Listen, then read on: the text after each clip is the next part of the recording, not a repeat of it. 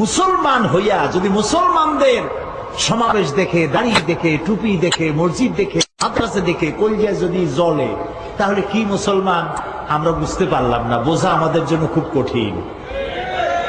সহজ না কঠিন? খুবই কঠিন।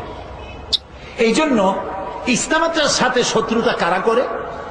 আল্লাহ রাব্বুল আলামিন বলেন, ওয়াকাযালিকা জাআলনা লিকুল্লি নাবিয়্যিন আদুওয়াম মিনাল মুজরিমিন। প্রত্যেক নবীর সাথে, সকল নবীর সাথে আমি শত্রু বানায় দিয়েছি পাপিষ্ঠদের। যারা পাপিষ্ঠ তারাই নবীদের শত্রু। নবীর শত্রু কারা? আলেমদের শত্রু কারা? জোরে বলেন। ইসলামের শত্রু কারা? মাদ্রাসা মসজিদের শত্রু কারা? এবার অঙ্ক মিলাই দেখেন, আমি কারো নাম নেব না। যারা এদিগুলোর সাথে দুশ্মনী করে তারা কি চরিত্রের তাকায় দেখেন।